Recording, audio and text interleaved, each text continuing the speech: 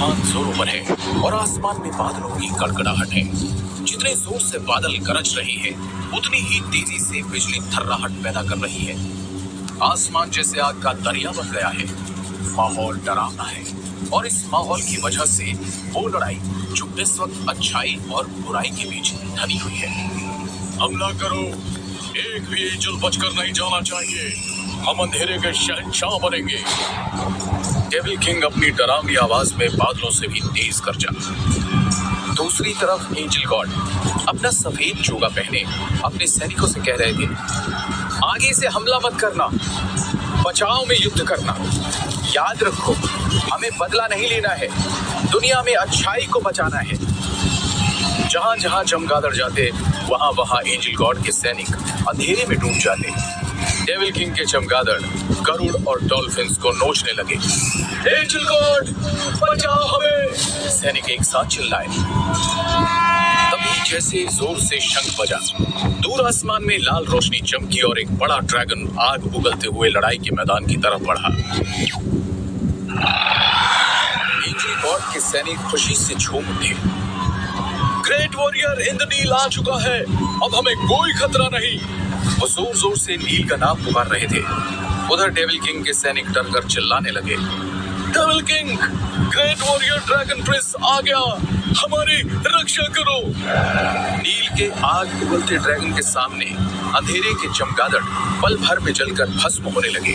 Devil king के सैनिक नीचे बह रहे आग के दरिया में गिर रहे थे और जोर जोर से चीख रहे थे, बचाओ हमें, ड्रैगन प्रिंस को खत्म करो।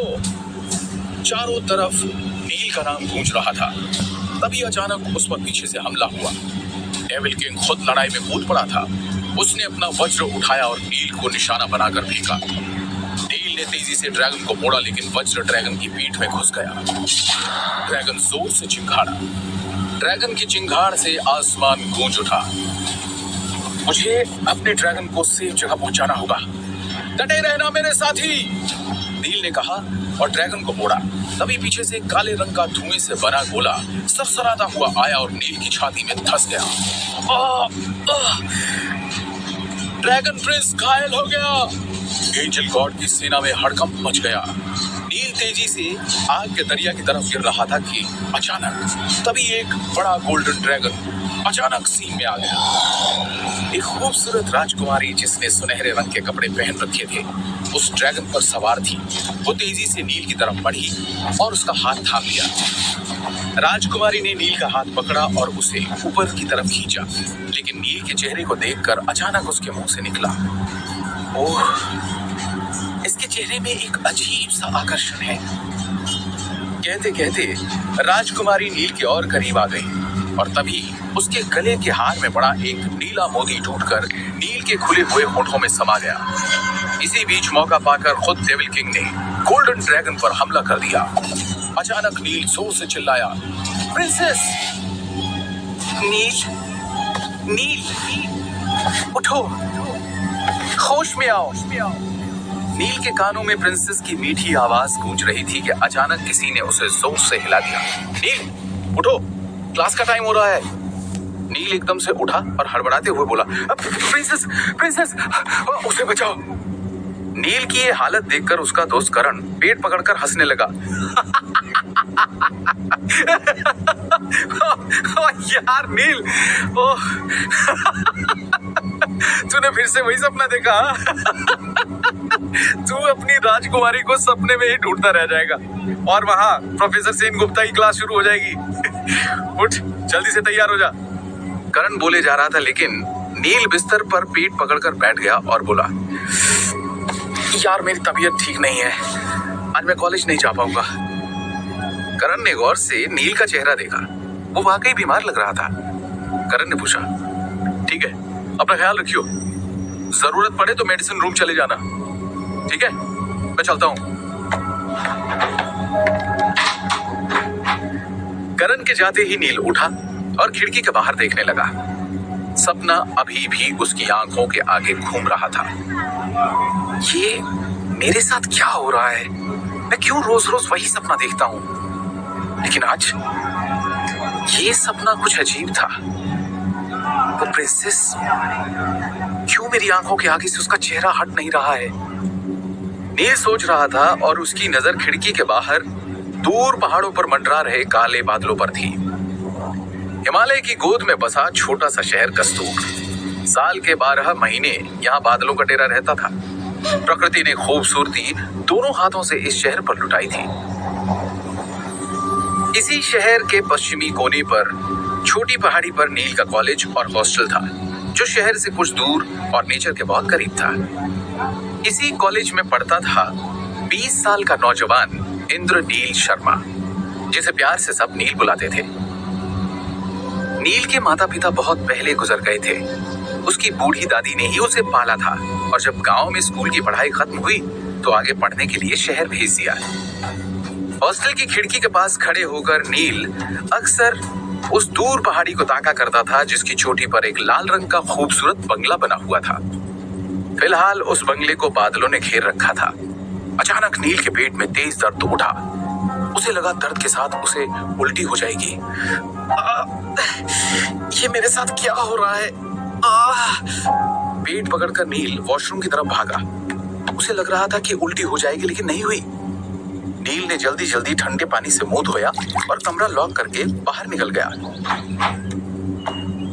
नील मेन रोड से न जाकर पहाड़ी के रास्ते शहर की तरफ जा रहा था। तेजी से पहाड़ी उतरकर नील उस लाइब्रेरी की तरफ जा रहा था, जहां जाकर उसके सपनों को मंजिल मिलती थी और मन को शांति। लाइब्रेरी पहुंचते ही नील ने हौले से दरवाजा खोला। आधी खंडर हो चुकी लाइब्रेरी का दरवाजा भी जर्जर हालत में था। की आवाज के साथ दरवाजा खुला। तभी अंदर से एक बूढ़े के खांसने की आवाज आई। नील ने एक कदम आगे बढ़ाया ही था कि बूढ़ा बोला, नील बेटा, तुम ही हो ना? नील हंस पड़ा। दादू, आपको कैसे पता चल जाता है कि मैं हूं? नील जल्दी से अंदर दाखिल हुआ और दूसरे कोने में एक लकड़ी की कुर्सी पर आंखें बंद किए बैठे बूढ़े के पास जा पहुंचा।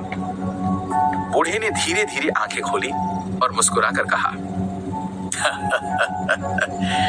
एक तुम ही तो हो जिसे इस पुरानी लाइब्रेरी की रद्दी हो चुकी किताबों से और इस बूढ़े से प्यार है।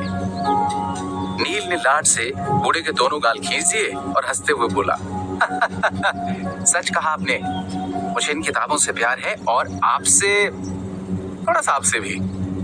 बूढ़े ने कहा, अच्छा तो आज भी कोई परेशानी चल रही है तेरे दिमाग में, जिसका हल ढूंढने तू यहाँ चला आया है?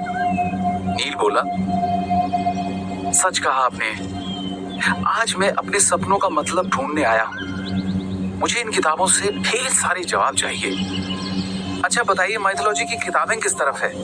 मुझे ड्रैगन्स के बारे में पढ़ना है। ड्रैगन? बूढ़ा एकदम से चौंक उठा।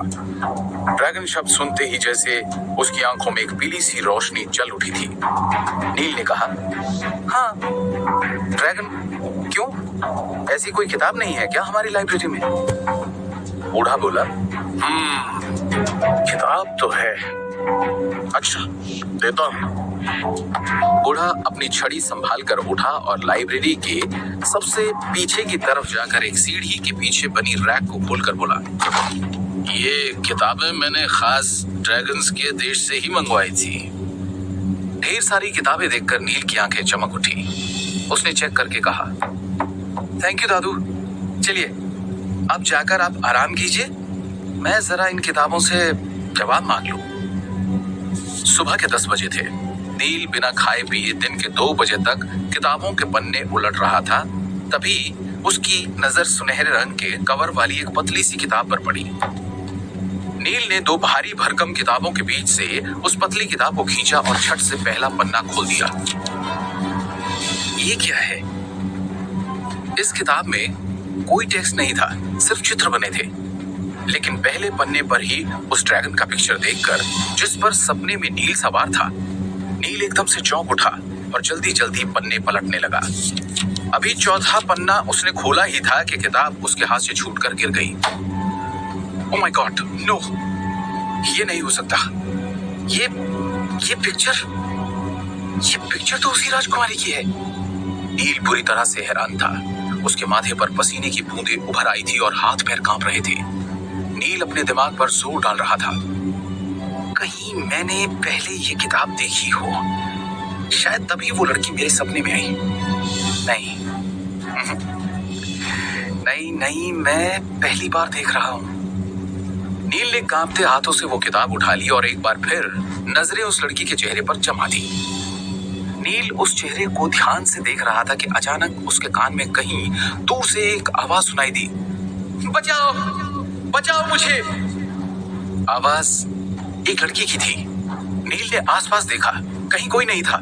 तभी उसकी नजर फिर से उस पिक्चर पर पड़ी। पिक्चर बदल चुकी थी।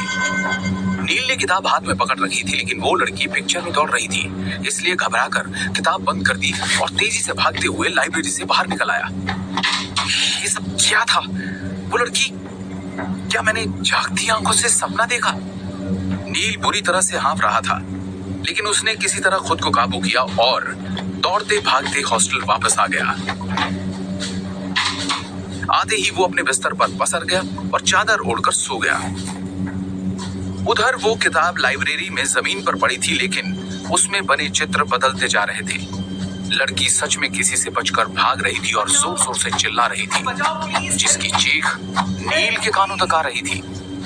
लेकिन वो चीख नील का सपना नहीं थी, वाकई एक लड़की चीख रही थी। कस्तूर के बाहर वज्राचल पहाड़ियों के जंगल में एक लड़की तेजी से दौड़ रही थी और जोर जोर से चिल्ला रही थी, बचाओ मुझे, कोई बचाओ प्लीज, हेल्प मी प्लीज। उसकी चीख से वज्राचल का जंगल गूंज रहा था। आज तो हमसे बचकर भाग नहीं सकती, एक भयानक आवाज गूंजी और जंगल थर्रा उठा। लड़की के कदम जैसे जम से गए। उसके सामने एक लंबा चौड़ा हट्टा कट्टा और भयानक चेहरे वाला राक्षस की तरह दिखने वाला आदमी खड़ा था। लड़की स्कूल ड्रेस में थी और किताबों का बैग लिए हुए थी। उस आदमी को देखकर उसने जोर से अपना बैग फेंक कर मारा और भागने की कोशिश की, लेकिन तभी पीछे से 3 लोगों ने उसे घेर लिया। राक्षस जैसा दिखने वाला आदमी आगे बढ़ा और बोला, क्रूरा से बचकर तू नहीं भाग सकती। अब तेरे बाप को पता चलेगा मुझसे दुश्मनी बोल लेने का क्या अंजाम होता है। इतना कहकर क्रूरा लड़की को पकड़ने के लिए आगे बढ़ा। घबराकर लड़की एक बार फिर चीखी और बेहोश होकर गिर पड़ी। क्रूरा ने अपने आदमी से कहा, उठाओ इसे और ले चलो हमारे अड्डे पर। आज पूरा होगा मेरा सालों का सपना। क्रूरा के आदमी लड़की को उठाकर कंधे पर टांग लेते हैं। जंगल में अब सिर्फ उनके पैरों की धम धम ही सुनाई दे रही थी। कुछ ही दूरी पर एक भयानक अंधेरी गुफा में जाकर क्रूरा लड़की को जमीन पर पटक देता है और अपने आदमी से कहता है, तंत्र की तैयारी करो। आज मुझे वो खजाना हासिल करने से कोई नहीं रोक सकता जो मुझे इस दुनिया का बादशाह बना देगा। गुफा के बीचों बीच एक बड़ी वेरी तैयार कर उसमें ढेर सारी लकड़ियां डाली गई और आग जला दी गई। क्रूरा के लोगों ने बलि के लिए तरह तरह के जानवर वहां लाकर बांध दिए थे। सिंदूर और हड्डियों का ढेर लगा हुआ था। क्रूरा ने अपनी तंत्र साधना शुरू कर दी थी। वो एक शब्द बोलता और कुछ हड्डियां आग में डाल देता। जैसे ही हड्डियां चटकने लगती, एक मुट्ठी सिंदूर उठाकर एक जानवर के सर पर लगा देता और उसे आग के पास लाकर उसका गला काट देता। जानवरों की चीखें गुफा में गूंज रही थी और जमीन खून से लाल हो उठी थी। आखिरी जानवर काटते ही एक उल्लू तेजी से उड़ता हुआ गुफा में आया और जोर से बोलने लगा। क्रूरा की आंखें आज धुएं की वजह से और लाल हो चुकी थी। उसने अपनी बड़ी बड़ी लाल आंखें ऊपर उठाई और चीखते हुए बोला, बोल क्या खबर है लूका। उल्लू ने आंखें घुमाई और लड़की के ऊपर चक्कर काटने लगा। क्रूरा उसका इशारा समझ गया। क्रूरा एकदम से गुस्से में आ गया। क्या कहा तूने? ऐसा नहीं हो सकता, ऐसा नहीं हो सकता। क्रूरा के चिल्लाने की आवाज सुनकर एक आदमी अंदर आ गया। क्या हुआ सरदार? क्रूरा गरजा, इस लड़की को उठाकर आग में डाल दो। मदन सिंह, ये अब हमारे किसी काम की नहीं है। इसी बीच लड़की को होश आ गया था और उसने क्रूरा की बात सुन ली। मदन ने एक नजर क्रूरा के चेहरे पर डाली और बोला, जैसी आपकी मर्जी। इतना कहकर उसने लड़की को गोद में उठा लिया और आग की तरफ बढ़ा। लड़की फिर से चिल्लाई, बचाओ कौन थे ये लोग और क्यों इस लड़की को मार डालना चाह रहे थे? आखिर क्या रिश्ता था नील का उस लड़की के साथ और क्यों नील को वो अजीब सपने आ रहे थे?